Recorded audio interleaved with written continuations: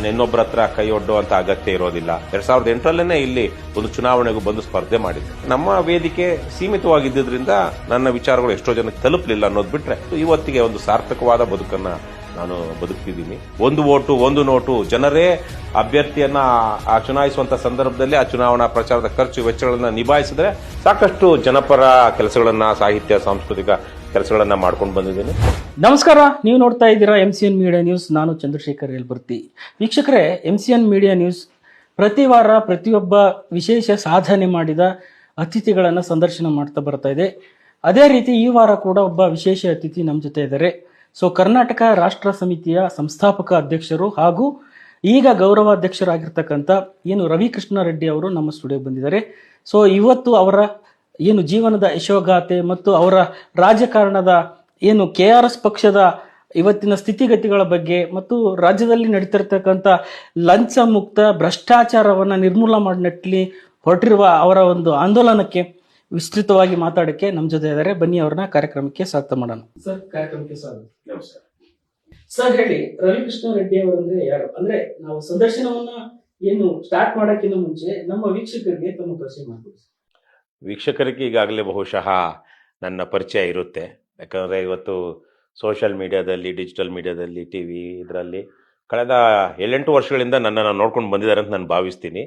ರಾಜ್ಯದಲ್ಲಿ ಸಾಮಾಜಿಕವಾಗಿ ಮತ್ತು ರಾಜಕೀಯವಾಗಿ ಪ್ರಜ್ಞೆ ಇರುವಂತಹ ಆ ವಿಚಾರಗಳನ್ನ ಗಮನಿಸ್ತಿರುವಂಥವ್ರಿಗೆ ರವಿಕೃಷ್ಣ ರೆಡ್ಡಿ ಇವತ್ತು ಒಂದು ಜನಪರ ಪ್ರಾದೇಶಿಕ ಪಕ್ಷ ಆಗಿರುವಂತಹ ಮೌಲ್ಯಾಧಾರಿತ ರಾಜಕಾರಣವನ್ನು ಮಾಡ್ತಾ ಇರುವಂತಹ KRS ಪಕ್ಷದ, ಕರ್ನಾಟಕ ರಾಷ್ಟ್ರ ಸಮಿತಿ ಪಕ್ಷದ ಅಧ್ಯಕ್ಷರಾಗಿದ್ದರು.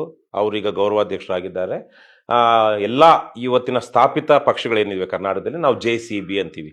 JDS, Congress, BJP. ಹೇಗೆ JCB ನೆಲ ಬಗೆಯುತ್ತೋ ಆ ಥರಕ್ಕೆ ಇವರು ಜನರ ಬದುಕನ್ನು ಬಗೆಯುವಂಥವ್ರು ಅಂತೇಳಿ ನಾನೇ ಅದಕ್ಕೆ ನಾಮಕರಣ ಮಾಡಿರುವಂಥದ್ದು. ಈ JCB ಪಕ್ಷಗಳ ವ್ಯತಿರಿಕ್ತವಾಗಿ ಒಂದು ಜನಪರವಾದ, ಜನರ ಮಾಲೀಕತ್ವದಲ್ಲಿರುವಂಥ ಒಂದು ರಾಜಕೀಯ ಪಕ್ಷ, ಒಂದು ಪರ್ಯಾಯ ರಾಜಕಾರಣ ವಿಶೇಷವಾಗಿ ಅದನ್ನು ಮಾಡಬೇಕು ಅಂತೇಳಿ ನಾವು ನಿರಂತರವಾಗಿ, ನಾನು ನಮ್ಮ ಸಂಗಾತಿಗಳು ನಮ್ಮ ಪಕ್ಷದಲ್ಲಿ ನಿರಂತರವಾಗಿ 6.5 ವರ್ಷಗಳಿಂದ ಹೋರಾಟವನ್ನು ಮಾಡ್ಕೊಂಡು ಬರ್ತಾ ಇದ್ವಿ. ಚುನಾವಣೆಗಳು ಸ್ಪರ್ಧಿಸಿದ್ದೀವಿ. ಅದಕ್ಕಿಂತ ಮೊದಲು ನಾನೊಬ್ಬ ಇಲ್ಲೇ ಬೆಂಗಳೂರು ಗ್ರಾಮೀಣ ಭಾಗದವನು, ಬೆಂಗಳೂರು ನಗರ ಜಿಲ್ಲೆಯ ಆನೇಕಲ್ ತಾಲೂಕಿನವನು. ಸಾಫ್ಟ್ವೇರ್ ಇಂಜಿನಿಯರ್ ಆಗಿ 10 ವರ್ಷ ಅಮೆರಿಕದಲ್ಲಿದ್ದು, ಒಬ್ಬ ಲೇಖಕನಾಗಿ, ಕನ್ನಡ ಲೇಖಕನಾಗಿ 4-6 ಪುಸ್ತಕಗಳನ್ನು ಪಬ್ಲಿಷ್ ಮಾಡಿ, ವಿಕ್ರಾಂತ ಕರ್ನಾಟಕ ಅನ್ನುವಂಥ ಒಂದು ವಾರಪತ್ರಿಕೆಯನ್ನು ಅಮೆರಿಕದಲ್ಲೇ ನಡೆಸಿ, ಅಮೆರಿಕದಲ್ಲಿ ಒಂದು ಕನ್ನಡಕೂಟ, ಬೇ ಏರಿಯಾದಲ್ಲಿರುವಂತಹ ಕನ್ನಡಕೂಟದ ಅಧ್ಯಕ್ಷನಾಗಿ ಸಾಕಷ್ಟು ಜನಪರ ಕೆಲಸಗಳನ್ನು, ಸಾಹಿತ್ಯ ಸಾಂಸ್ಕೃತಿಕ ಕೆಲಸಗಳನ್ನು ಮಾಡ್ಕೊಂಡು ಬಂದಿದ್ದೀನಿ. ರವಿಕೃಷ್ಣ ರೆಡ್ಡಿ ಹೀಗೆ ಅಂತೋದಕ್ಕಿಂತ ಈಗ ಜನಮಾನಸದಲ್ಲಿ ಏನಿದೆ ಅಂದರೆ, ರವಿಕೃಷ್ಣ ರೆಡ್ಡಿ ಒಬ್ಬ ಹೋರಾಟಗಾರ, ಸಾಮಾಜಿಕ ಹೋರಾಟಗಾರ, ರಾಜಕೀಯ ಹೋರಾಟಗಾರ. ಹಲವು ಚುನಾವಣೆಗಳನ್ನು ಎದುರಿಸಿದ್ದಾರೆ ಮತ್ತು ಅವರು ಹಣ ಹಂಚಿದೆ, ಹೆಂಡ ಕುಡಿಸ್ದೆ, ಜನರೇ ತಮ್ಮ ಪ್ರತಿನಿಧಿಗಳನ್ನು ಸ್ವಯಂ ಪ್ರೇರಣೆಯಿಂದ ಆಯ್ಕೆ ಮಾಡ್ಕೊಳ್ಬೇಕು, ಸ್ವಯಂ ಇಚ್ಛೆಯಿಂದ ಆಯ್ಕೆ ಮಾಡ್ಕೊಳ್ಬೇಕು. ಹಾಗಾಗಿ ಒಂದು ಓಟು ಒಂದು ನೋಟು, ಜನರೇ ಅಭ್ಯರ್ಥಿಯನ್ನ ಚುನಾಯಿಸುವಂಥ ಸಂದರ್ಭದಲ್ಲಿ ಆ ಚುನಾವಣಾ ಪ್ರಚಾರದ ಖರ್ಚು ವೆಚ್ಚಗಳನ್ನ ನಿಭಾಯಿಸಿದ್ರೆ ಆಗ ಆ ಅಭ್ಯರ್ಥಿ ಜನರ ಹಂಗಿನಲ್ಲಿ ಅನ್ನೋದಕ್ಕಿಂತ ಜನರ ಕೆಲಸ ಮಾಡ್ತಾನೆ ಅಥವಾ ಜನರ ಹತೋಟಿಯಲ್ಲಿರ್ತಾನೆ. ಹಂಗು ಅನ್ನೋದು ಬೇಡ, ಜನರ ಹತೋಟಿಯಲ್ಲಿರ್ತಾನೆ. ಇಲ್ಲ ಅಂದರೆ ಅವನು ಸ್ವಂತ ದುಡ್ಡು ಅದು ಯಾವುದೇ ಮಾರ್ಗದಲ್ಲಿ ಮಾಡಿರೋದಾಗಿರಲಿ ಅವನು ತಂದು ಖರ್ಚು ಮಾಡಿದಾಗ ಜನ ಅವನ ಗುಲಾಮರಾಗ್ತಾರೆ ಹೊರತು ಆತ ಜನಪ್ರತಿನಿಧಿ ಆಗೋದಿಲ್ಲ. ಈ ತರಹದ ಒಂದು ರಾಜಕಾರಣ ರವಿಕೃಷ್ಣ ರೆಡ್ಡಿ ಮಾಡ್ತಾ ಇರೋದು. ಮತ್ತು ಅವರು ಲಂಚಮುಕ್ತ ಕರ್ನಾಟಕ ಅನ್ನುವಂಥ ಹೆಸರಿನಲ್ಲಿ ಮಾಡಿರುವಂಥ ಅಭಿಯಾನಗಳಿಂದಾಗಿ ರಾಜ್ಯಾದ್ಯಂತ ಲಕ್ಷಾಂತರ ಜನ ಸ್ಫೂರ್ತಿ ಪಡ್ಕೊಂಡಿದ್ದಾರೆ. ಇವತ್ತು ಸರ್ಕಾರಿ ಕಚೇರಿಗಳಿಗೆ, ಪೊಲೀಸ್ ಠಾಣೆಗಳಿಗೆ ಯಾರಾದರೂ ಒಂದು ಸಮೂಹ, ಒಂದು ಗುಂಪು ಧೈರ್ಯವಾಗಿ ಹೋಗ್ತಾ ಇದೆ ಅಂದರೆ ಅದು KRS ಪಕ್ಷ, KRS ಪಕ್ಷದ ಜೊತೆಗಿರುವಂಥವರು. ಈ ತರಹದ ಒಂದು ಹಲವು ಭಾವನೆಗಳಿದೆ ಅಂತ ನಾನು ಭಾವಿಸ್ಕೊಂಡಿದ್ದೀನಿ. ಅದರಿಂದ ಆಚೆಗೆ ವೀಕ್ಷಕರಿಗೆ, ನಿಮ್ಮ ವೀಕ್ಷಕರು ಅವರು ಯಾವ್ಯಾವ ವರ್ಗ, ಪ್ರಾದೇಶಿಕ ಯಾವ ಥರ ಬಂದಿರ್ತಾರೆ ಅನ್ನೋದ್ರ ಮೇಲೆ ಅವ್ರಿಗೆ ಬಹುಶಃ ರವಿಕೃಷ್ಣ ರೆಡ್ಡಿ ಪರಿಚಯ ಇದೆ ಅಂತ ನಾನು ಭಾವಿಸ್ಕೊಳ್ತೀನಿ. ತುಂಬ ಹೆಚ್ಚಿನ ಪರಿಚಯ ನಾನು ಮಾಡ್ಕೊಡೋದು ಸರಿ ಹೋಗಲ್ಲ. ಈ ರವಿಕೃಷ್ಣ ರೆಡ್ಡಿ ಅವರು ಅಂದ್ರೆ ದೂರದ ಅಮೆರಿಕದಲ್ಲಿ ವೆಲ್ ಸೆಟಲ್ಡ್ ಒಂದು ಒಳ್ಳೆ ಹುದ್ದೆಯಲ್ಲಿದ್ರೆ, ಅದರಲ್ಲಿ ಈಗ IT ಬೂಮ್ ಆಗಿದೆ.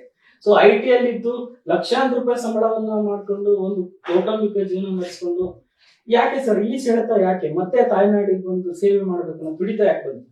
ನೋಡಿ, ಒಂದು ಪ್ರೇರಣೆ ಮನುಷ್ಯನಿಗೆ ಆಗಾಗ ಕೆಲವೊಂದು ಪ್ರೇರಣೆಗಳಾಗುತ್ತೆ. ಕೆಲವೊಂದು ಸಾಮಾಜಿಕ ಒತ್ತಡಗಳು, ಕೌಟುಂಬಿಕ ಒತ್ತಡಗಳು, ಅದಕ್ಕಿಂತ ಹೆಚ್ಚಾಗಿ ಆತ್ಮದ ಕರೆ. ನಮ್ಮ ಹೃದಯ ಅಥವಾ ನಮ್ಮ ಆತ್ಮ ನಿನ್ನ ಬದುಕು, ನಿನ್ನ ಡೆಸ್ಟಿನಿ, ನಿನ್ನ ವಿಧಿ ಈ ಥರಕ್ಕಿದೆ ಅನ್ನೋದನ್ನು ತೋರಿಸ್ತಾ ಇರುತ್ತೆ.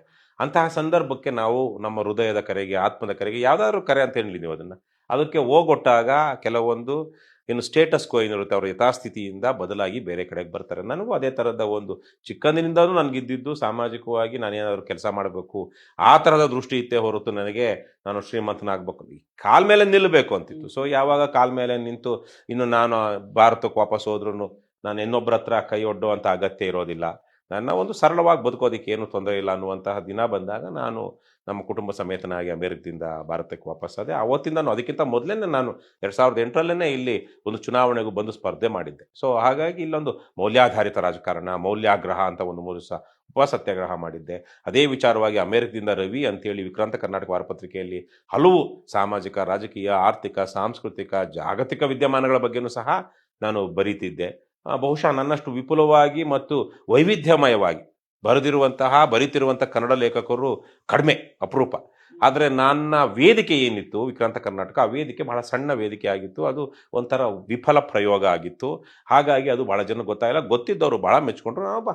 ನನಗೆ ಗೊತ್ತಿರೋ ಹಾಗೆ ನನಗೆ ಖಾತ್ರಿ ಇದೆ, ಯಾಕಂದ್ರೆ ನಾನು ಭಾಳ ವಿಸ್ತಾರವಾದ ವಿಪುಲವಾಗಿ ಓದಿರುವಂತಹ ಒಬ್ಬ ಓದುಗನಾಗಿ ನನ್ನ ಬರವಣಿಗೆ ನಾನು ಈಗಲೂ ನೋಡಿದಾಗ ನಾನೊಬ್ಬ ಗಟ್ಟಿ ಶಕ್ತಿಶಾಲಿಯಾದ ಚಿಂತಕ ಮತ್ತು ಲೇಖಕ ಅನ್ನೋದು ನನಗನ್ಸಿದೆ. ಆದರೆ ಆಗಲೇ ಹೇಳ್ದಂಗೆ ಅದಕ್ಕೊಂದು ದೊಡ್ಡ ವೇದಿಕೆ ನನಗೆ ಬೇರೆ ಬೇರೆ ಕಾರಣಗಳಿಂದಾಗಿ ಸಿಗಲಿಲ್ಲ. ಹಾಗಂತೇಳಿ ನಾನು ಬರೆದಿದ್ದು ಏನು ಒಳ್ಳೆಯ ಸಾಹಿತ್ಯ, ಕುವೆಂಪು ಅವ್ರಿಗೆ ನೋಬೆಲ್ ಬರದೇ ಇರಬಹುದು, ನೋಬೆಲ್ ಬರುವ ಸಾಹಿತಿಗಳು ಎಷ್ಟೋ ಸಾಹಿತಿಗಳಿಂದ ಅತ್ಯುತ್ತಮ ಸಾಹಿತ್ಯವನ್ನು ಕುವೆಂಪು ಕನ್ನಡದಲ್ಲಿ ಬರೆದಿದ್ದಾರೆ. ಕನ್ನಡ ಅನ್ನುವಂಥದ್ದು ಒಂದು ಸೀಮಿತವಾದಂತಹ ನೆಲೆ ಅನ್ನುವಂಥ ದೃಷ್ಟಿಕೋನದಲ್ಲಿ ನಾವು ನೋಡಿದಾಗ, ಅಂದರೆ ಜಾಗತಿಕ ಸಾಹಿತ್ಯಿಕ ವಲಯದಲ್ಲಿ ಆ ಕುವೆಂಪು ಅವ್ರಿಗೆ ಅವ್ರು ಇಂಗ್ಲೀಷ್ ಸಾಹಿತ್ಯ ಆಗಿದ್ದರೆ ಅಥವಾ ಬೇರೆ ಇನ್ಯಾವುದೋ ಐರೋಪ್ಯ ರಾಷ್ಟ್ರದ ಯಾವುದೋ ಒಂದು ಭಾಷೆಯ ಸಾಹಿತ್ಯ ಆಗಿದ್ದರೆ ಅವ್ರಿಗೆ ಬಹಳ ಬೇಗ ಮಾನ್ಯತೆ ಬರ್ತಿತ್ತು ಅಂತ ಅಂದ್ಕೊಳ್ಬೋದು. ಅದು ಸ್ಪ್ಯಾನಿಷ್ ಇರಬಹುದು ಅಥವಾ ಇಂಗ್ಲೀಷ್ ಇರ್ಬೋದು. ಆದರೆ ಕುವೆಂಪು ಹಾಗಂತೇಳಿ ಬಹಳ ಶಕ್ತಿಶಾಲಿ ಲೇಖಕ, ದಾರ್ಶನಿಕ ಲೇಖಕ, ಕನ್ನಡದ ಕುಲನಾಯಕರಲ್ಲಿ ಒಬ್ಬರು ಅಗ್ರಗಣ್ಯರು. ಹಾಗಾಗಿ ನನಗೂ ಅಷ್ಟೇ ನಮ್ಮ ವೇದಿಕೆ ಸೀಮಿತವಾಗಿದ್ದರಿಂದ ನನ್ನ ವಿಚಾರಗಳು ಎಷ್ಟೋ ಜನಕ್ಕೆ ತಲುಪಲಿಲ್ಲ ಅನ್ನೋದು ಬಿಟ್ಟರೆ ನಾನೊಬ್ಬ ಶಕ್ತಿಶಾಲಿ ಲೇಖಕ. ಹಾಗಾಗಿ ಇವೆಲ್ಲದರಿಂದಾಗಿ ನನಗೊಂದು ಕರೆ ಏನಿತ್ತು, ಆತ್ಮದ ಕರೆ, ನಾನು ಈ ಸಮಾಜಕ್ಕಾಗಿ ಕೆಲಸ ಮಾಡಬೇಕು. ಹೇಗೆ ಮಹಾತ್ಮ ಗಾಂಧೀಜಿ, ನೆಹರು, ಬುದ್ಧ, ಬಸವಣ್ಣ ಈ ಥರದ ಹಲವಾರು ನಮ್ಮ ಪೂರ್ವಿಕರು ಸಮಾಜದ ಹಿತಕ್ಕಾಗಿ, ಜನರ ಹಿತಕ್ಕಾಗಿ, ನಾಡಿಗಾಗಿ ಕೆಲಸ ಮಾಡಿದ್ರು. ಆ ಥರದ ಒಂದು ದೇಶ ಪ್ರೇಮದ ಕರೆ ನನ್ನ ಹೃದಯದಲ್ಲಿತ್ತು. ಆ ಕಾರಣಕ್ಕಾಗಿ ನಾನು ಬಂದು ಇವತ್ತಿಗೆ ಒಂದು ಸಾರ್ಥಕವಾದ ಬದುಕನ್ನು ನಾನು ಬದುಕ್ತಿದ್ದೀನಿ. ರವಿ ಕೃಷ್ಣಾರೆಡ್ಡಿ ಸಾಫ್ಟ್ವೇರ್ ಇಂಜಿನಿಯರ್ ಇದ್ದಾಗ ಏನು ಕೆಲಸ ಮಾಡ್ತಾ ಇದ್ನೋ ಆ ಥರದ ಕೆಲಸ ಮಾಡೋದಕ್ಕೆ ಲಕ್ಷಾಂತರ ಜನ ಇದ್ದಾರೆ. ಬೆಂಗಳೂರಲ್ಲ ಒಂದು 10-20 ಲಕ್ಷ ಜನ ನಾನು ಏನು ಕೆಲಸ ಮಾಡ್ತಾ ಇದ್ದಾರೆ. ಭಾರತೀಯರೇ ಅಮೆರಿಕದಲ್ಲಿ ನಾನಿದ್ದಂತಹ ಜಾಗದಲ್ಲಿ ಸಿಲಿಕಾನ್ ವ್ಯಾಲಿ ಅಂತ ಏನು ಹೇಳ್ತಾರೋ ಅಲ್ಲಿ ಲಕ್ಷಾಂತರ ಜನ ಇಂಡಿಯನ್ಸೇ ಇದ್ದಾರೆ. ಆದರೆ ಇವತ್ತು ಕರ್ನಾಟಕದಲ್ಲಿ ರವಿ ಕೃಷ್ಣಾರೆಡ್ಡಿ ಮಾಡ್ತಾ ಇರುವಂಥ ಕೆಲಸವನ್ನು ಮಾಡ್ತಾ ಇರೋನು ಒಬ್ಬನೇ. ಚುನಾವಣಾ ರಾಜಕಾರಣದಲ್ಲಿ ಗೆದ್ದಿಲ್ಲ, ನಾವು ಜೀವನದಲ್ಲಿ ಗೆದ್ದಿದ್ದೀವಿ. ಪರಮಭ್ರಷ್ಟ, ಪರಮ ದುಷ್ಟ ವ್ಯವಸ್ಥೆ ಇವತ್ತಿರುವಂಥದ್ದು. ನನಗನ್ನಿಸಿದಂಗೆ ಇವತ್ತಿನ ಮಟ್ಟಕ್ಕೆ ಇವತ್ತು ಜನರನ್ನೇ ನಾವು ಆ ಸ್ಥೈರ್ಯ ಕೊಟ್ಟು ಭ್ರಷ್ಟಾಚಾರದ ವಿರುದ್ಧ ನಿಲ್ಲಿಸಬೇಕಾಗಿದೆ. ಇವತ್ತಿರೋ ಪಾರ್ಲಿಮೆಂಟಲ್ಲಿ ಅರ್ಧಕ್ಕರ್ಧ, ಬಹುಶಃ 40%, ಅರ್ಧಕ್ಕರ್ಧ ಅಲ್ಲದೆ 40% MP ಗಳ ಮೇಲೆ ಕ್ರಿಮಿನಲ್ ಕೇಸ್ಗಳಿದೆ.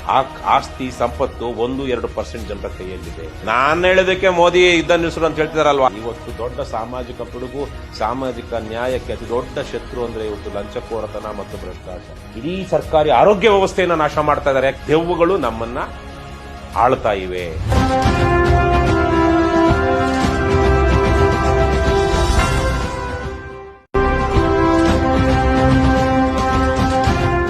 ಪ್ರಮೋಷನ್ ಅಲ್ಲ, ಡಿಮೋಷನ್ ಮಾಡಿದ್ರು ಅದು ಮತ್ತೆ ಇನ್ನೊಂದು ಕಿತ್ಕೊಂಡು ಹೋಗ್ಬಿಡ್ತು. ಅದ್ರ ರೀತಿಯಲ್ಲಿ ಅಭ್ಯಪಾರಿ ಆಗ್ಬಿಡ್ತು. ಆ ಮಾತು 6 ತಿಂಗಳ ಅವಕಾಶ, 3 ತಿಂಗಳಲ್ಲಿ ಇಡೀ ರಾಜ್ಯದಲ್ಲಿ 31 ಜಿಲ್ಲೆಗಳಲ್ಲಿ ಪಕ್ಷದ ಯಾವುದೇ ವಿಚಾರಕ್ಕೆ ಅವರು ಹೋರಾಟಕ್ಕಿಳಿದಾಗ ಅಂಜೋದಿಲ್ಲ, ಅಳ್ಕೋದಿಲ್ಲ. ಚುನಾವಣಾ ರಾಜಕಾರಣ ಬೇಡ ಅನ್ನುವಂಥ ಸ್ಥಿತಿಗೆ ಬಂದಾಗ ನಾವು ಚುನಾವಣಾ ರಾಜಕಾರಣದಲ್ಲಿಯೇ ನಮಗೆ ಮುಕ್ತಿ ಇರುವಂತಹದ್ದು. ಎಲ್ಲಾ ಸಿದ್ಧತೆಗಳು ಮಾಡಿಕೊಂಡು ಕೊನೆ ಕ್ಷಣದಲ್ಲಿ ನಿಲ್ಲಲಾರದಂತ ಒಂದು ಸ್ಥಿತಿಗೆ ಆಮ್ ಆದ್ಮಿ ಪಕ್ಷ ಬಂದ್ಬಿಡ್ತು. ಚುನಾವಣಾ ರಾಜಕಾರಣ ಬೇಡ, ನಮ್ಮ ಕೈಲಿ ಆಗಲ್ಲ ಅನ್ನುವಂತಹ ಒಂದು ದುಸ್ಥಿತಿಗೆ ಅವರು ತಲುಪಿಬಿಟ್ರು.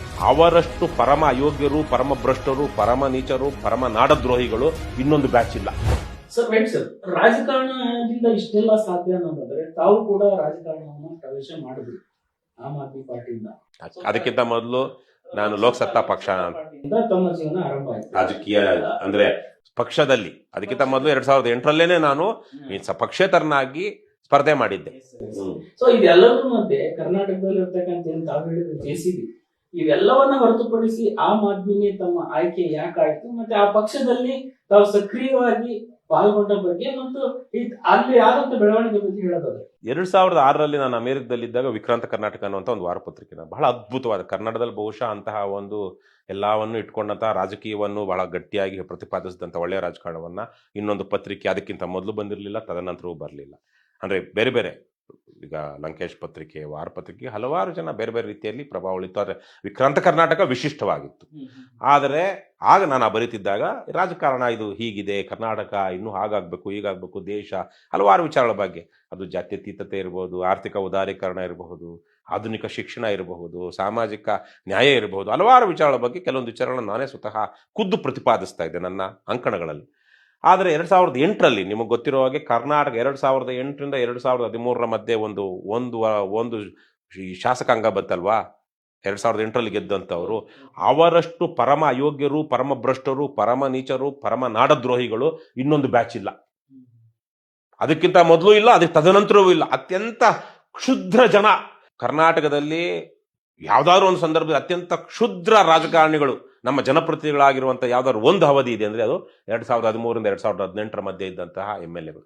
ಹಾಗಾಗಿ ಇದನ್ನು ವಿರೋಧಿಸಬೇಕು ಅಂತಲೇ ನಾನು ಅಮೆರಿಕದಿಂದ ಬಂದು ಜನಸಾಮಾನ್ಯರಿಂದ ದೇಣಿಗೆ ಸಂಗ್ರಹಿಸಿ ಜಯನಗರದಲ್ಲಿ ಚುನಾವಣೆಗೆ ನಿಂತಿದ್ದೆ. ಆಮೇಲೆ ನಾನು ಅಮೆರಿಕದಲ್ಲೇ 2011 ತನಕ ಇದ್ದೆ. 2011ಕ್ಕೆ ಸಂಪೂರ್ಣವಾಗಿ ವಾಪಸ್ ಆದಾಗ ನಮ್ಮ ತರಹದ ನಾನು ಬಯಸುವಂಥ ರಾಜಕಾರಣ, ಕ್ಲೀನ್ ಆ್ಯಂಡ್ ಆನೆಸ್ಟ್ ಪಾಲಿಟಿಕ್ಸ್, ಸ್ವಚ್ಛ ಮತ್ತು ಪ್ರಾಮಾಣಿಕ ರಾಜಕಾರಣವನ್ನು ಯಾರು ಮಾಡ್ತಾರೆ ಅಂತ ನೋಡಿದಾಗ ನಮ್ಮ ಕರ್ನಾಟಕದಲ್ಲಿ ಆಗ್ತಾನೆ ಲೋಕಸತ್ತಾ ಅನ್ನುವಂಥ ಒಂದು ಪಕ್ಷ, ಆಂಧ್ರದಲ್ಲಿ ಒಬ್ಬ MLA ಇದ್ರು, ಡಾಕ್ಟರ್ ಜಯಪ್ರಕಾಶ್ ನಾರಾಯಣ್ ಅಂತ, ಅವರು ಸ್ಥಾಪನೆ ಮಾಡಿದಂಥ ಒಂದು ಪಕ್ಷ ಇಲ್ಲಿ ಕರ್ನಾಟಕದಲ್ಲಿ ಒಂದಷ್ಟು ಸಕ್ರಿಯವಾಗಿ ಬೆಂಗಳೂರು ನಗರ ಭಾಗದಲ್ಲಿ ಸಕ್ರಿಯವಾಗಿತ್ತು. ಸೊ ನಾನು ಅದಕ್ಕೆ 2012ರಲ್ಲಿ ಅವರ ಆಹ್ವಾನದ ಮೇರೆಗೆ ಸೇರಿಕೊಂಡೆ. ಅವರಿದ್ದರು ಇಲ್ಲಿ ಕರ್ನಾಟಕದಲ್ಲಿ. 2012ರಿಂದ 2014 ತನಕ ಆ ಪಕ್ಷದಲ್ಲಿ ನಾನಿದ್ದೆ. ಒಂದು ಸಂದರ್ಭದಲ್ಲಿ ಆ ಹೋರಾಟಗಳನ್ನು, ಯಾವುದು ಇಂಡಿಯಾ ಅಗೇನ್ಸ್ಟ್ ಕರಪ್ಷನ್ಗೆ ಒಂದು ಅಡಿಪಾಯ ಹಾಕಿದ್ದೇ ಲೋಕಸತ್ತಾದಲ್ಲಿದ್ದಂತಹ ಹಲವಾರು ಜನ. ಅದರಲ್ಲಿ ಒಬ್ಬರು ಇವತ್ತು ನಮ್ಮ KRS ಪಕ್ಷದ ಅಧ್ಯಕ್ಷರಾಗಿರುವಂಥ ದೀಪಕ್ ಸಿಎನ್, ಅವರು ಲೋಕಸತ್ತಾದಲ್ಲಿದ್ದರು. ಅವರೆಲ್ಲ ಸೇರಿ ಬೆಂಗಳೂರಿಗೆ, ಯಾರು ಅರವಿಂದ್ ಕೇಜ್ರಿವಾಲ್, ಮೋಹನ್ ದಾಸ್ ಪೈ, ಸಂತೋಷ್ ಹೆಗಡೆ, ಅಶ್ವಿನಿ ನಾಚಪ್ಪ, ಇವರೆಲ್ಲ ಕರಪ್ಷನ್ ಸಾಕು ಅನ್ನುವಂಥ ಒಂದು ಹೋರಾಟ ಮಾಡಿದ್ರು ಬೆಂಗಳೂರಲ್ಲಿ. ಅಲ್ಲಿಂದ ಇನ್ಸ್ಪಿರೇಷನ್ ತೆಗೆದುಕೊಂಡು ಹೋಗಿ ಇಂಡಿಯಾ ಅಗೇನ್ಸ್ಟ್ ಕರಪ್ಷನ್ ಅನ್ನ ಕಟ್ಟಿದ್ದು. ಇದು ಇತಿಹಾಸ. ಕಟ್ಟಿದ್ಯಾರು ಕೇಜ್ರಿವಾಲ್. ಸೊ ನಾನು 12ರಲ್ಲಿ ಸೇರ್ಕೊಂಡೆ, ಆ ಲೋಕಸತ್ತಾಗಿ 14 ತನಕ ಇದ್ದೆ. 13ರಲ್ಲಿ ಆಮ್ ಆದ್ಮಿ ಪಕ್ಷನೂ ಸ್ಥಾಪನೆ ಆಯಿತು. ಆದರೆ ಅದಕ್ಕಿಂತ ಮೊದಲೇನೆ ನಾನು 13ರಲ್ಲಿ ಬೆಂಗಳೂರಿನಲ್ಲಿ BTM ಲೇಔಟಲ್ಲಿ, ನಾನು ವಾಸ ಮಾಡ್ತಿರೋಂಥದ್ದು ಇದೇ ಜಾಗದಲ್ಲಿನೇ, BTM ಲೇಔಟ್ ಅಭ್ಯರ್ಥಿಯಾಗಿ 2013ರಲ್ಲಿ ಸ್ಪರ್ಧೆ ಮಾಡಿದ್ದೆ. 6600 ಓಟ್ ಬಂದಿತ್ತು ಅವತ್ತು ನನಗೆ. 2013ರಲ್ಲಿ ಜನರ ದೇಣಿಗೆನಲ್ಲೇ ಅವತ್ತು ನಾವು ಚುನಾವಣೆ ಮಾಡಿದ್ದು, ಪ್ರಾಮಾಣಿಕವಾಗಿ ಒಳ್ಳೆ ಬೆಂಬಲ ಆಗಿ ನೋಡಿದ್ರೆ. ಆದರೆ ತದನಂತರ ಅದು ಬೇರೆ ಬೇರೆ ಕಾರಣಗಳಿಂದಾಗಿ ಅವರು ಏನು ಲೋಕಸತ್ತಾ ಪಕ್ಷದವರು ಆಂಧ್ರದಲ್ಲಿ ಕೆಲವೊಂದು ತೀರ್ಮಾನಗಳನ್ನ ತಗೊಳ್ಳುವಂಥ ಸ್ಥಿತಿಗೆ ಬಂದರು. ಚುನಾವಣಾ ರಾಜಕಾರಣ ಬೇಡ, ನಮ್ಮ ಕೈಲಿ ಆಗಲ್ಲ ಅನ್ನುವಂತಹ ಒಂದು ದುಸ್ಥಿತಿಗೆ ಅವರು ತಲುಪಿಬಿಟ್ರು. ಹಾಗಾಗಿ ಅದೇ ಸಂದರ್ಭದಲ್ಲಿ ನಾವು ಬಹಳ ಸಕ್ರಿಯವಾಗಿ, ಬಹಳ ದೊಡ್ಡ ಹೋರಾಟ ಕರ್ನಾಟಕದಲ್ಲಿ ಲೋಕಸತ್ತಾದಲ್ಲಿ ನಾನಿದ್ದಾಗ KPSC ವಿಚಾರವಾಗಿ, ಮಂಡೂರು ಕಸದ ವಿಚಾರವಾಗಿ ಎಷ್ಟು ದೊಡ್ಡ ಹೋರಾಟಗಳನ್ನು ಮಾಡಿದ್ವಿ. ಸೊ 2014 ಜನವರಿ ಸುಮಾರಲ್ಲಿ ನಾವು ಚುನಾವಣಾ ರಾಜಕಾರಣಕ್ಕೆ ನಿಲ್ಲಬಾರ್ದು, ಹೋಗಬಾರ್ದು ಅನ್ನುವಂಥ ಒಂದು ತೀರ್ಮಾನಗಳು ಕೆಲವೊಂದಾಯಿತು. ಆ ಸಂದರ್ಭದಲ್ಲಿ ನಾವೊಂದಷ್ಟು ಜನ ಆಮ್ ಆದ್ಮಿ ಪಕ್ಷ ಅವರು ಕರಿತಿದ್ರು, ಅದಕ್ಕಿಂತ ಮೊದಲೇ ಕರಿತಿದ್ರು. ಆದರೆ ನಾನು ಈಗ ಆಲ್ರೆಡಿ ಅದೇ ಥರದ ಪಕ್ಷದಲ್ಲಿದ್ದೀವಿ, ಯಾಕೆ ಅಂತೇಳಿ ಹೋಗಿರಲಿಲ್ಲ. ಹಾಗಾಗಿ ಆಮ್ ಆದ್ಮಿ ಪಕ್ಷಕ್ಕೆ 2014ರಲ್ಲಿ ಹೋಗಿದ್ದು. ನಾನು ಅದು ಸಂಸ್ಥಾಪನಾ ಸದಸ್ಯ ಅಲ್ಲ. 2014ರಲ್ಲಿ ಹೋದ್ಮೇಲೆ ಬೇಡ ಅಂದ್ರೂ ನನಗೆ ಆಸಕ್ತಿ ಇರಲಿಲ್ಲ. ರಾಜ್ಯಾದ್ಯಂತ ಓಡಾಡಿ ಸಂಘಟನೆ ಮಾಡೋಣ ಅಂತ ಬಯಸಿದ್ದೆ ನಾನು. ಆದರೆ 2014ರಲ್ಲಿ ಬೆಂಗಳೂರು ಗ್ರಾಮಾಂತರ ಲೋಕಸಭಾ ಕ್ಷೇತ್ರದಿಂದ ನನ್ನ ಅಭ್ಯರ್ಥಿ ಮಾಡಿದ್ರು. ಸೊ ಅದಾದ ನಂತರ 2 ವರ್ಷ ನಾನು ಆ ಪಕ್ಷದಲ್ಲಿ ಕೆಲಸ ಮಾಡಿದೆ. ಒಂದಷ್ಟು ಭಿನ್ನಾಭಿಪ್ರಾಯಗಳು ಬಂತು. ಇಲ್ಲಿ ಏನು ನಾಯಕತ್ವ ಇದ್ದವರಿಗೆ, ದೆಹಲಿಯಲ್ಲಿ ನಾಯಕತ್ವ ಇದ್ದವರಿಗೆ ಕರ್ನಾಟಕದಲ್ಲಿ ಪಕ್ಷವನ್ನೇ ಕಟ್ಟೋದ್ರ ಬಗ್ಗೆ ಅವ್ರದ್ದೇ ಆದಂಥ ಬೇರೆ ಚಿಂತನೆಗಳಿತ್ತು, ಅಥವಾ ಸರಿಯಾದ ಚಿಂತನೆಗಳಾಗಿರಲಿಲ್ಲ. ಹಾಗಾಗಿ ನಂದೊಂದಷ್ಟು ಭಿನ್ನಾಭಿಪ್ರಾಯಗಳಿತ್ತು. ನಾವು ನಮ್ಮ ಥರ ಇರೋರ್ನೆಲ್ಲ ಸೇರಿಸಿ ನಾವು ಕಟ್ಟೋಣ, ಒಂದು ಪರ್ಯಾಯ ಕಟ್ಟೋಣ, ಆಮ್ ಆದ್ಮಿ ಪಕ್ಷ ಒಂದೇನೇ ಇಲ್ಲಿ ಮಾಡುವಂಥ ಸ್ಥಿತಿಲಿ ಇಲ್ಲ. ಯಾಕಂದರೆ BBMPಗೆ 2015ರಲ್ಲಿ BBMPಗೆ ಎಲ್ಲ ಸಿದ್ಧತೆಗಳು ಮಾಡಿಕೊಂಡು ಕೊನೆ ಕ್ಷಣದಲ್ಲಿ ನಿಲ್ಲಲಾರದಂಥ ಒಂದು ಸ್ಥಿತಿಗೆ ಆಮ್ ಆದ್ಮಿ ಪಕ್ಷ ಬಂದ್ಬಿಡ್ತು. ಅದು ಆಂತರಿಕವಾಗಿ ಕೆಲವೊಂದು ವಿಚಾರಗಳು. ಸೊ ಹಾಗಾಗಿ ಇವೆಲ್ಲ ಇಲ್ಲಿ ಆಗುತ್ತೆ, ಇದು ಹೈಕಮಾಂಡ್ ಪ್ರಭಾವ ಜಾಸ್ತಿ ಇದೆ, ನಾವು ಇದನ್ನು ಸ್ವಲ್ಪ ಮೀರಬೇಕು ಅಂತೇಳಿ ನಾನು ಒಂದಷ್ಟು ಕೆಲಸ ಮಾಡ್ತಾ ಇದ್ದೆ. ಆದರೂ ರವಿಕೃಷ್ಣಾರೆಡ್ಡಿ ಇರೋ ಕಾರಣದಿಂದಾಗಿ ನಾವು ಹಳಬರು, ನಮಗೆ ಗೌರವ ಇಲ್ಲ, ಮಾನ್ಯತೆ ಇಲ್ಲ, ನಾವು ಲೀಡರ್ಗಳಾಗಲಿಲ್ಲ ಅಂತ ಒಂದಷ್ಟು ಜನಕ್ಕೆ ಒಂದು ಅಸೂಯೆ ಇತ್ತು. ಅದು ತುಂಬ ಸಹಜ ಎಲ್ಲ ಕಡೆನೂ. ಹಾಗಾಗಿ ಒಂದಷ್ಟು ತಾಕ್ಲಾಟ ಪೀಕ್ಲಾಟ ಇತ್ತು. ಆದರೆ ಅವರು ನನ್ನನ್ನು ಒಂದು ರೀತಿಯಲ್ಲಿ ಪಕ್ಷದಲ್ಲಿ ಯಾವುದೋ ಪದಾಧಿಕಾರಿ ಹುದ್ದೆ ಕೊಡದೆ ತೆಗೆದ್ರು 2016ರಲ್ಲಿ ಜುಲೈಯಲ್ಲಿ ನಾನು ಒಂದು ಕಾರ್ಯಕ್ರಮದಲ್ಲಿ ಭಾಗವಹಿಸಿದ್ದಕ್ಕೆ. ಆಮೇಲೆ 2-3 ವರ್ಷ ನಾನು ಅವರ ಶೋಕಾಸ್ ನೋಟ್ಸ್ಗೆಲ್ಲ ಉತ್ತರ ಕೊಟ್ಕೊಂಡಿದ್ದೆ. ಅದರಿಂದ 2016ರಲ್ಲಿ ಹೊರಗೆ ಬಂದು ಅದೇ ಸಂದರ್ಭದಲ್ಲಿ ಲಂಚಮುಕ್ತ ಕರ್ನಾಟಕ ನಿರ್ಮಾಣ ವೇದಿಕೆ ಅಂತ ಕಟ್ಟಿಕೊಂಡು 3 ವರ್ಷ ಅದರಲ್ಲಿ ಕೆಲಸ, ಅದನ್ನು ಅದ್ರ ಮೂಲಕನೇ ಅಭಿಯಾನಗಳನ್ನ ಮಾಡಿ ಒಂದು ರಾಜಕೀಯೇತರ ಸಂಘಟನೆ ಇವತ್ತು ಕಟ್ಟಿದ್ವಿ. ಇವತ್ತು ಅದು ಹೈಕೋರ್ಟಲ್ಲಿ ಬೇರೆ ಬೇರೆ ಕಡೆ ಎಲ್ಲ PL ಹಾಕೊಂಡು ಒಳ್ಳೆ ಕೆಲಸ ಮಾಡ್ತಾ ಇದೆ ಲಂಚಮುಕ್ತ ಕರ್ನಾಟಕ ನಿರ್ಮಾಣ ವೇದಿಕೆ. ಅದೇನೇ ಇವತ್ತು ನಮ್ಮ ಕರ್ನಾಟಕ ರಾಷ್ಟ್ರ ಸಮಿತಿ ಪಕ್ಷಕ್ಕೆ ಯಾವ ಥರದ ಅಭಿಯಾನಗಳ ಮೂಲಕ ಸಂಘಟನೆ ಮಾಡಬೇಕು ಅಂತ ಮಾದರಿ ಮತ್ತು ಬುನಾದಿ ಎರಡೂ ಲಂಚಮುಕ್ತ ಕರ್ನಾಟಕ ನಿರ್ಮಾಣ ವೇದಿಕೆ. ಸೊ ಹಾಗಾಗಿ ಈ ಥರಕ್ಕೆ ನಾನು ಆಮ್ ಆದ್ಮಿ ಪಕ್ಷಕ್ಕೆ ಹೋಗಿದ್ದೆ ಹೊರತು, ನಾನಾಗಿ ನೀವು ಕೇಳ್ದಂಗೆ ನನ್ನ ಆಯ್ಕೆ ಅಂದರೆ ಮೊದಲ ಆಯ್ಕೆ ಇರಲಿಲ್ಲ. ಮೊದಲು ನಮ್ಮದು ಲೋಕಸತ್ತಾ ಪಕ್ಷದಲ್ಲಿದ್ದವನು. ತದನಂತರ ಲೋಕಸತ್ತಾ ಅದು ಕೆಲವೊಂದು ತೀರ್ಮಾನಗಳು ನಮ್ಮ ಹತೋಟಿಯನ್ನು ಮೀರಿ ಚುನಾವಣಾ ರಾಜಕಾರಣ ಬೇಡ ಅನ್ನುವಂಥ ಸ್ಥಿತಿಗೆ ಬಂದಾಗ ನಾವು ಚುನಾವಣಾ ರಾಜಕಾರಣದಲ್ಲಿಯೇ ನಮಗೆ ಮುಕ್ತಿ ಇರುವಂತಹದ್ದು. ಚುನಾವಣಾ ರಾಜಕಾರಣದಿಂದ ನಾವು ಹಿಂದೆ ಸರಿದ್ರೆ ಮತ್ತೆ ರಾಜಕೀಯ ಪಕ್ಷವಾಗಿ ನಮಗೆ ಯಾವುದೇ ಮಾನ್ಯತೆ ಮತ್ತು ರಿಲೆವೆನ್ಸಿ ಪ್ರಸ್ತುತತೆ ಇರೋದಿಲ್ಲ ಅಂತೇಳಿ ನಾವು ಲೋಕಸತ್ತಾ ಪಕ್ಷಕ್ಕೆ ಹೋಗಿದ್ದು.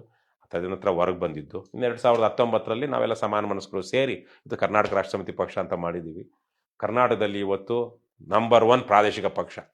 ನಂಬರ್ 1 ಪ್ರಾದೇಶಿಕ ಪಕ್ಷ ನಮ್ದು ಅಂತ ಹೇಳ್ತಾರೆ ಯಾರು? JDSನವರು. ಅವರು ಇಲ್ಲ ಅಂತಾರೆ, ಬೇರೆ ಕಡೆ ಎಲ್ಲ ಹೋಗಿ ನಮ್ದು ರಾಷ್ಟ್ರೀಯ ಪಕ್ಷ ಅಂತಾರೆ. ಆ ಪಕ್ಷಕ್ಕೆ ರಾಷ್ಟ್ರೀಯ ಅಧ್ಯಕ್ಷ ಅಂತ ಒಬ್ಬರು ಬೇರೆ ಇದ್ದಾರೆ.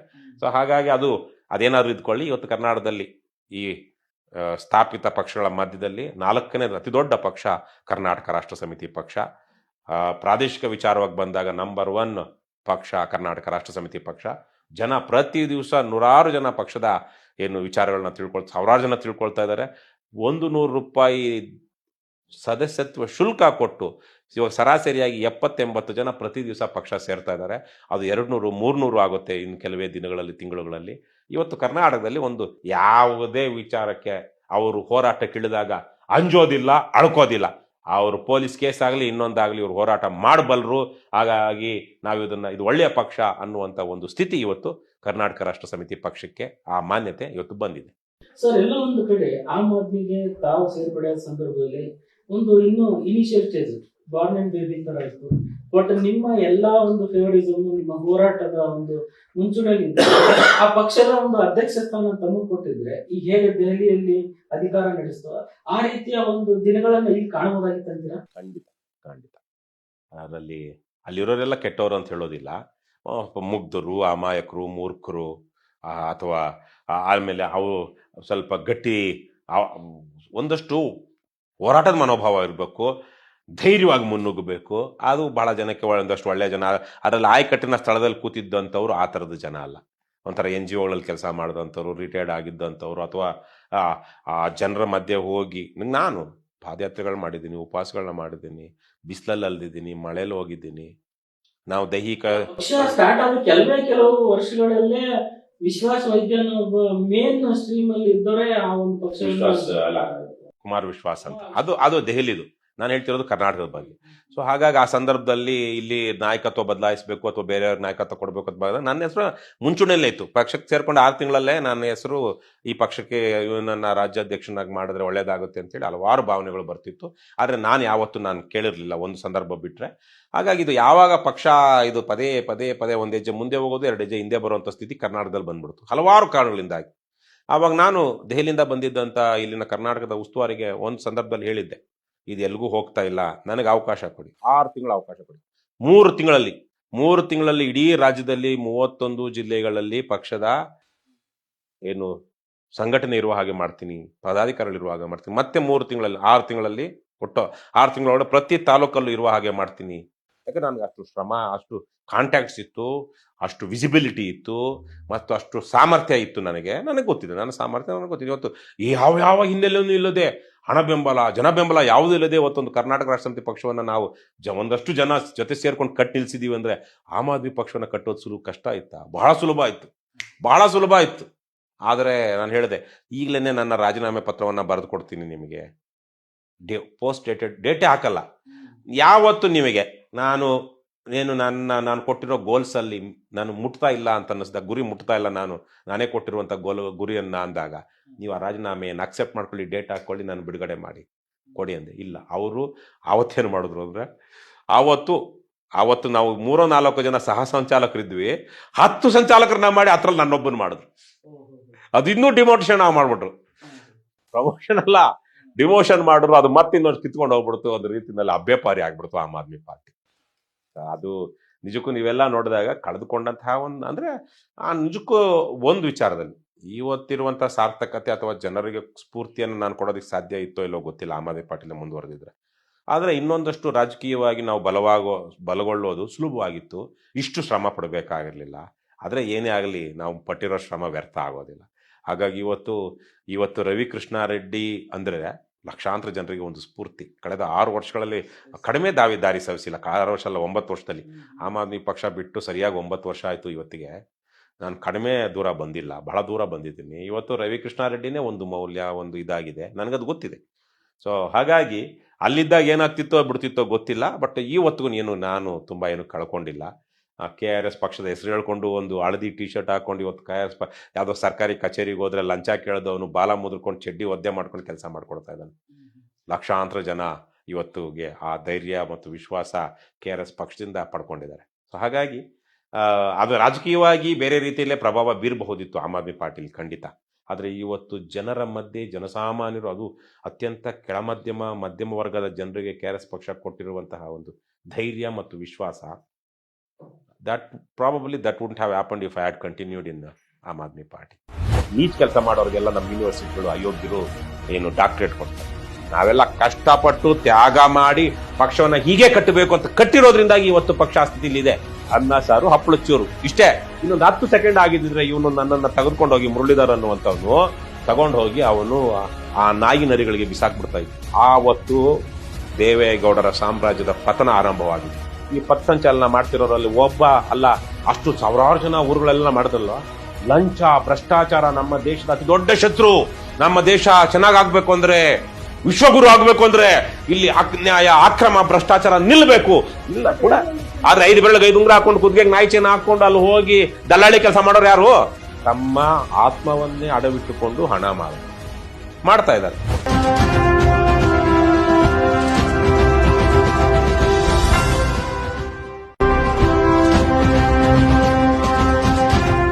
ನೀಚ್ ಕೆಲಸ ಮಾಡೋರಿಗೆಲ್ಲ ನಮ್ಮ ಯೂನಿವರ್ಸಿಟಿಗಳು ಅಯೋಗ್ಯರು ಏನು ಡಾಕ್ಟರೇಟ್ ಕೊಡ್ತಾರೆ. ನಾವೆಲ್ಲ ಕಷ್ಟಪಟ್ಟು ತ್ಯಾಗ ಮಾಡಿ ಪಕ್ಷವನ್ನ ಹೀಗೆ ಕಟ್ಟಬೇಕು ಅಂತ ಕಟ್ಟಿರೋದ್ರಿಂದಾಗಿ ಇವತ್ತು ಪಕ್ಷ ಸ್ಥಿತಿಲಿದೆ. ಅನ್ನ ಸಾರು ಹಪ್ಪಳ ಚೂರು ಇಷ್ಟೇ. ಇನ್ನೊಂದು 10 ಸೆಕೆಂಡ್ ಆಗಿದ್ದಿದ್ರೆ ಇವನು ನನ್ನನ್ನು ತೆಗೆದುಕೊಂಡು ಹೋಗಿ ಮುರಳೀಧರ್ ಅನ್ನುವಂಥವನು ತಗೊಂಡು ಹೋಗಿ ಅವನು ಆ ನಾಯಿ ನರಿಗಳಿಗೆ ಬಿಸಾಕ್ಬಿಡ್ತಾ ಇದ್ದ. ಆವತ್ತು ದೇವೇಗೌಡರ ಸಾಮ್ರಾಜ್ಯದ ಪತನ ಆರಂಭವಾಗಿದೆ. ಈ ಪಥಸಂಚಲನ ಮಾಡ್ತಿರೋರಲ್ಲಿ ಒಬ್ಬ ಅಲ್ಲ, ಅಷ್ಟು ಸಾವಿರಾರು ಜನ ಊರುಗಳೆಲ್ಲ ಮಾಡಿದ್ರಲ್ವ.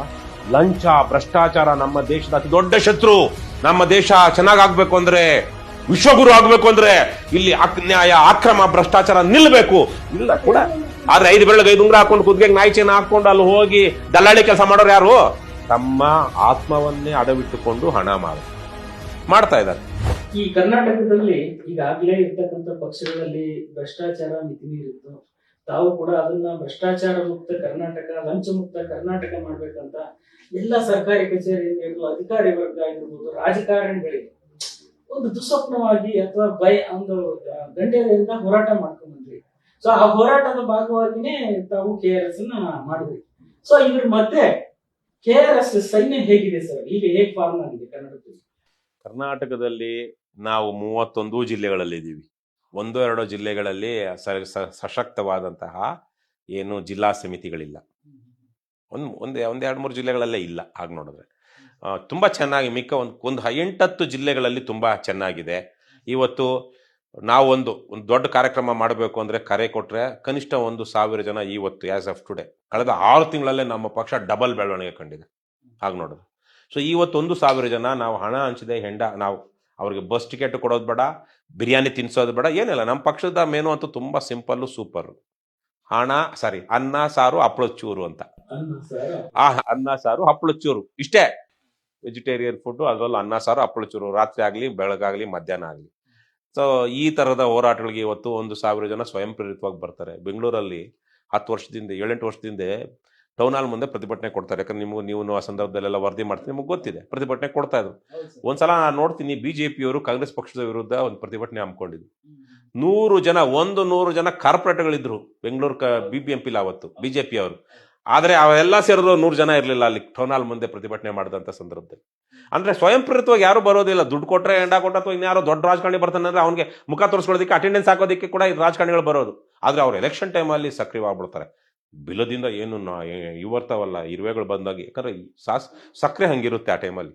ವಾ ಸಕ್ಕರೆಗೆ ನನಗೆ ಗೊತ್ತಿರೋಂಗೆ ಸಕ್ಕರೆಗೆ ಏನು ವಾಸನೆ ಇದೆಯಲ್ಲೋ ಗೊತ್ತಿಲ್ಲ, ಇರುವೆಗಳು ಕಂಡ್ಕೊಳ್ತಾವೆ ಅದನ್ನ ಹೆಂಗೋ ಆ ರೀತಿ ಮುತ್ತದಂಗೆ ಬರ್ತಾರೆ. ಯಾಕೆ? ಹಣ, ಹೆಂಡ, ಪ್ರಭಾವ, ಜಾತಿ ಕಾರಣಕ್ಕಾಗಿ. ಆದರೆ ಇವತ್ತು ಯಾವುದೇ ಒಂದು ಪೈಸಾ ಕೊಡದೆ ಸ್ವಯಂ ಪ್ರೇರಿತವಾಗಿ ತಾವೇ ಬಸ್ ಚಾರ್ಜ್ ಹಾಕ್ಕೊಂಡು ಬಂದು ಕಾರ್ಯಕ್ರಮದಲ್ಲಿ ಭಾಗವಹಿಸಿ, ಕೇಸ್ ಆಗಲಿ ಬಿಡಲಿ, ಉಪವಾಸ ಅಂದರೆ ಉಪವಾಸ, ಸತ್ಯಾಗ್ರಹ, ರಸ್ತೆ ತಡ ಮಾಡುವಂಥ ಏಕೈಕ ಪಕ್ಷ ಇವತ್ತು ಕರ್ನಾಟಕ ರಾಷ್ಟ್ರ ಸಮಿತಿ ಪಕ್ಷ ಸ್ವತಂತ್ರವಾಗಿ ನಡೀತಿದೆ. ಇವತ್ತು ನಾನು ಗೌರವಾಧ್ಯಕ್ಷ, 3 ತಿಂಗಳಾಗ್ತಾ ಬಂತು ನಾನು ಅಧ್ಯಕ್ಷದಿಂದ ನಿವೃತ್ತನಾಗಿ, ಏನು ನನ್ನ ಅವಧಿ ಮುಗಿದು. ಆದರೆ ಇವತ್ತಿಗೂ ಪಕ್ಷ ನನ್ನ ಮೇಲೆ ಆಗಲಿ ಯಾರೊಬ್ಬರ ಮೇಲೆ ಆಗಲಿ ಅವಲಂಬಿತವಾಗಿಲ್ಲ, ಸ್ವತಂತ್ರವಾಗಿ. ಆದರೆ ಅದಾಗದೇ ಆಗಲಿಲ್ಲ.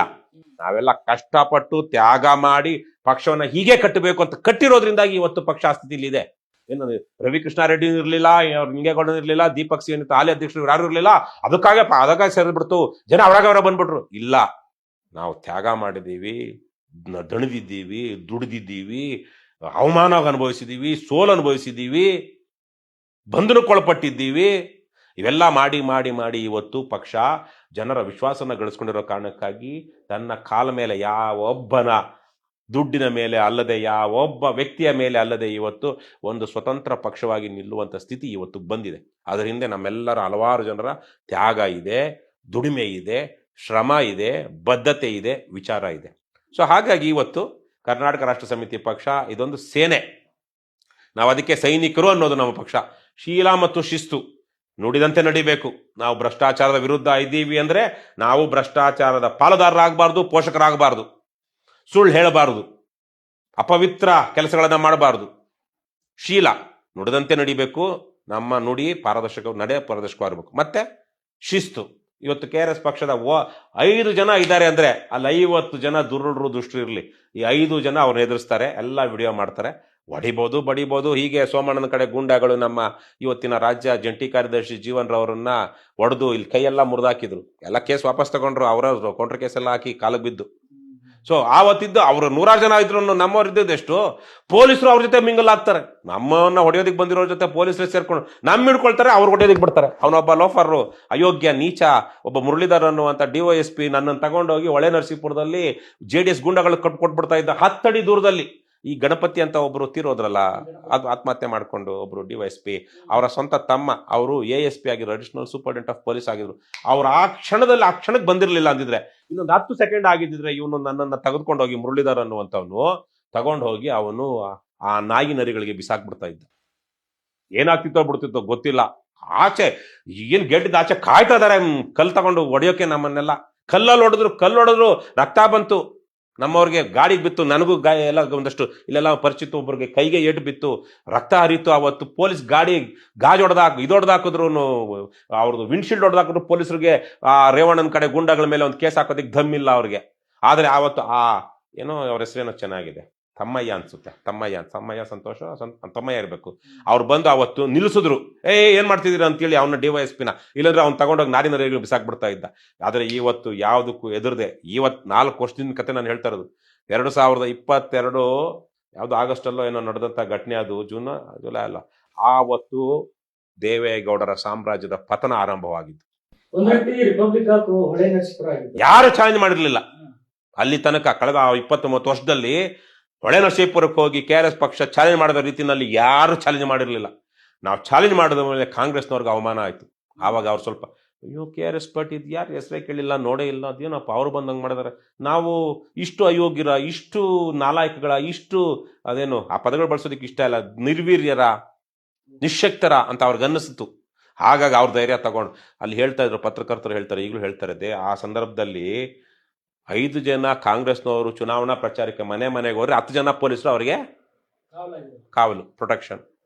ಆ ಪರಿಸ್ಥಿತಿ ಇತ್ತು. ಅಂಥದ್ರಲ್ಲಿ ಹೋಗಿ ನಾವು ಸುಮಾರು 4-5 ಸಾವಿರ ಜನ ಗುಂಪು ಸೇರಿದ್ದಾರೆ ನಮ್ಮ ನೋಡೋದಕ್ಕೆ. ನಾವಿದ್ದಿದ್ದು 300-400 ಜನ. ಹೆದರ್ಲಿಲ್ಲ, ದಂಡಿಗೆ ಹೆದರ್ಲಿಲ್ಲ, ದಾಳಿಗೆ ಹೆದರ್ಲಿಲ್ಲ. ಆದರೆ ಈ ತರಹದ ಹೋರಾಟ ಮಾಡುವಂಥ ಶಕ್ತಿ ಇರುವಂಥ ಏಕೈಕ ಪಕ್ಷ ಇವತ್ತು. ಇಷ್ಟು 1000 ಜನ ಅದೇನೋ ದೊಣ್ಣೆ ಹಿಡ್ಕೊಂಡು ಇವಾಗೇನೋ ಪಥಸಂಚಲನ ಮಾಡ್ತಾ ಇದಾರಲ್ಲ, ಈ ಪಥಸಂಚಲನ ಮಾಡ್ತಿರೋರಲ್ಲಿ ಒಬ್ಬ ಅಲ್ಲ, ಅಷ್ಟು ಸಾವಿರಾರು ಜನ ಊರುಗಳೆಲ್ಲ ಮಾಡಿದ್ರಲ್ಲ. ಒಂದು ದಿವಸ ಹೋಗಿ ತಾಲೂಕು ಆಫೀಸ್ ಮುಂದೆ ಲಂಚ, ಭ್ರಷ್ಟಾಚಾರ ನಮ್ಮ ದೇಶದ ಅತಿ ದೊಡ್ಡ ಶತ್ರು, ನಮ್ಮ ದೇಶ ಚೆನ್ನಾಗಾಗ್ಬೇಕು ಅಂದ್ರೆ, ವಿಶ್ವಗುರು ಆಗ್ಬೇಕು ಅಂದ್ರೆ ಇಲ್ಲಿ ಅನ್ಯಾಯ, ಅಕ್ರಮ, ಭ್ರಷ್ಟಾಚಾರ ನಿಲ್ಲಬೇಕು, ಹಾಗಾಗಿ ತಾಲೂಕು ಆಫೀಸಲ್ಲಿ ಇವತ್ತು ಭ್ರಷ್ಟಾಚಾರ ನಿಲ್ಲಿಸಿ ಅಂತ ಹೇಳಿದಾರ. ಇನ್ಯಾವ ದೇಶಭಕ್ತಿ ಇವ್ರದು? ನಿಜವಾದ ದೇಶಭಕ್ತರು KRS ಪಕ್ಷದವರು.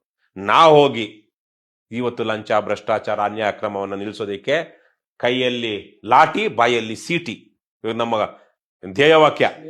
ಬಾಯಲ್ಲಿ ಸೀಟಿ, ಕೈಯಲ್ಲಿ ಲಾಠಿ ಹಿಡ್ಕೊಂಡು ಅನ್ಯಾಯ ಅಕ್ರಮಗಳನ್ನು ನಿಲ್ಲಿಸ್ತೀವಿ ಅಂತ ನಾವು ಹೇಳ್ತಾ ಇದೀವಿ. ಸೊ ಹಾಗಾಗಿ ಬಿಜೆಪಿ, ಜೆ ಸಿ ಬಿ ಪಕ್ಷದವರು, ಬಿಜೆಪಿ, ಕಾಂಗ್ರೆಸ್, JDS ಈ ಪಥಸಂಚಲನ ಮಾಡೋರು, ಇನ್ನೊಂದು ಮಾಡೋರು ಯಾವತ್ತಾದ್ರೂ ಹೋಗಿ ಅವರು ಯಾವ ತಾಲೂಕು ಆಫೀಸಲ್ಲೋ ಗ್ರಾಮ ಪಂಚಾಯತಿಲೋ ಭ್ರಷ್ಟಾಚಾರದ ವಿರುದ್ಧ ಪ್ರಶ್ನೆ ಮಾಡಿದಾರಾ? ಜನರಿಗೆ ಧೈರ್ಯ ಕೊಟ್ಟಿದಾರಾ?